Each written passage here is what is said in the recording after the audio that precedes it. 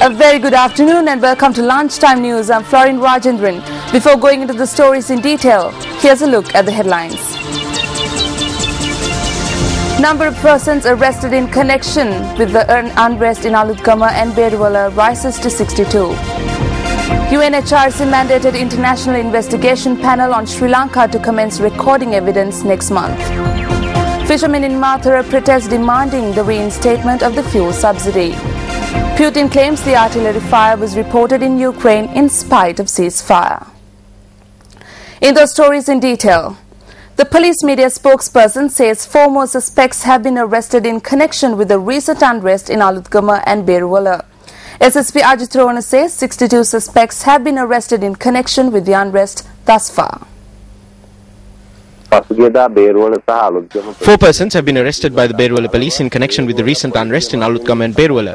After being produced before the Kaluthara Magistrates Court, the suspects have been remanded until the 7th of next month. 20 police teams have been deployed to conduct investigations into the incident. Investigations are continuing to act against people who acted violently and caused destruction to property. I urge the public to forward any video footage that they have on such individuals and incidents. A special media briefing organized by the Ministry of National Languages and Social Integration was held in Colombo yesterday. Let's take a look at some of the views expressed at this media briefing. National harmony, religious harmony and reconciliation have been challenged today. Fear, suspicion and mistrust is spreading across the country. Internationally too, various criticisms have been leveled against this situation. The law of the country must be enforced on all equally.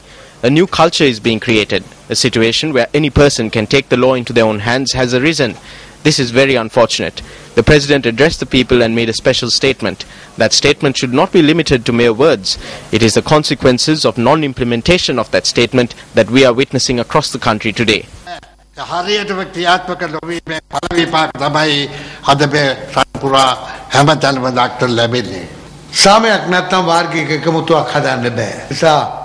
If there is no peace, ethnic harmony cannot be built.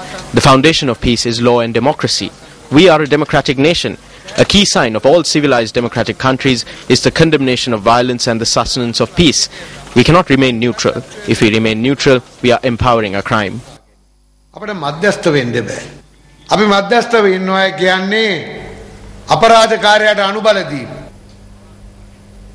The investigation panel appointed by the Office of the UN High Commissioner for Human Rights will commence the recording of evidence from witnesses from the first week of July. Speaking to Newsfirst, Commissioner of the Human Rights Commission of Sri Lanka, Dr. Pratibha Mahanameheva said the recording of statements would take place in the cities of Oslo, Toronto and London. He added that statements would be recorded from Sri Lankans living in these countries. United Nations Human Rights Council passed a resolution of International Commission of Inquiry against Sri Lanka, and now Human Rights High Commissioner has appointed the team. The appointed already started their work and they have completed their TOR as well as methodology. Recently, Sri Lanka Parliament passed a resolution against this.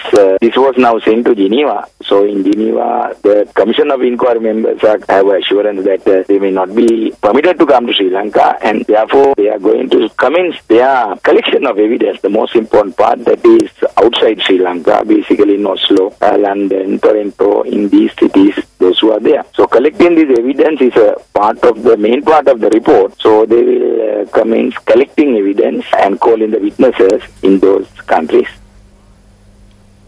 The Western Province Ministry of Health has decided to establish hygiene committees at all schools in the province as a measure to combat the spread of dengue. Provincial Health Minister Ranjit Somawansa says that several such committees have already been established. Western Province Minister of Health Ranjit Somawansa said 45,000 homes were inspected over the past 3 days in the Western Province as part of a dengue eradication operation. He said that 2,372 homeowners in the province received warnings. 45 people have lost their lives in dengue thus far this year. The Ministry of Health reports 15,184 cases of dengue in this time frame. The highest number of patients were reported from the Colombo district, the figure standing at 5,648. The Director of Health Services in the Sabaragamu province, Dr. Kapila Kannangare, says minors too are at risk of contracting rat bite fever or rat fever, as it is more commonly known in Sri Lanka. The Epidemiology Unit of the Ministry of Health reports that the highest number of rat fever patients during this year have been reported from the Ratnapura district. The Epidemiology Unit notes that 157 rat bite fever cases have been reported from the Ratnapura district this year. In June alone, 20 patients have been reported from the Ratnapura district. The Ministry of Health says that across the island, 1,097 cases of rat fever have been reported this year.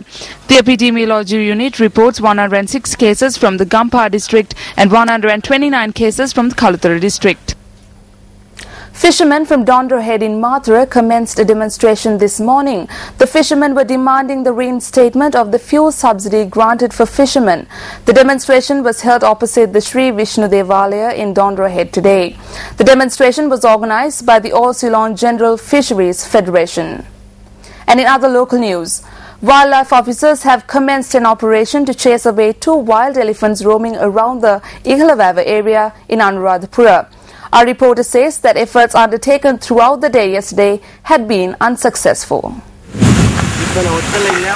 The operation to chase away the wild elephants commenced at about 9 a.m. yesterday.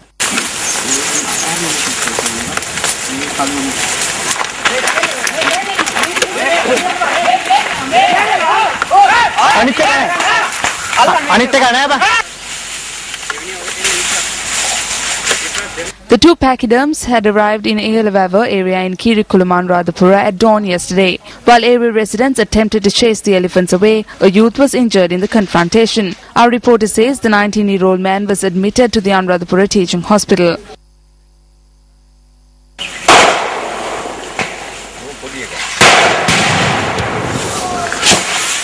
After the Anuradhapura Wildlife Office was informed of the situation, an operation was launched to chase away the elephants. Although the operation continued through midnight yesterday, efforts to chase away the 2 wild elephants had been futile. A lorry has toppled into the Hamilton Canal in the Handel area in Wattala. Our reporter says that 2 persons were injured in the accident. The accident had occurred at about 6 o'clock last evening. Our reporter says the driver of the lorry plying from Colombo to Alakanda had lost control of the vehicle, which plunged into the Hamilton Canal after colliding with a motorcycle as well. The driver of the lorry and the motorcyclist who were injured in the accident are being treated at the Colombo North Teaching Hospital in Ragama.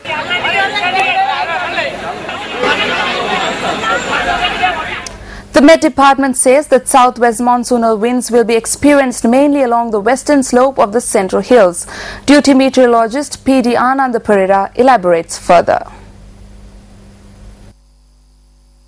The possibility of increasing of southwest monsoonal winds at times over the island, especially along the western slope of the Central Hills and suburb areas, is still high. Several spells of showers will occur in the western, Sabaragamu and central provinces and in the Galle and Mathur district. Showers may extend to northwestern province too. I am duty forecaster P.D. Ananda Pereira.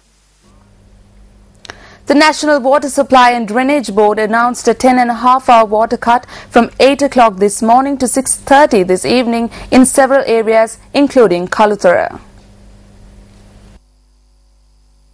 The 10.5-hour water cut is currently in effect in Waduwa, Kaluthara, Payagala, Beruwala, Alutgama, Vaskaduwa, Nagoda, Bentara, Bombuwala, Piliminawata and Morontuduwa.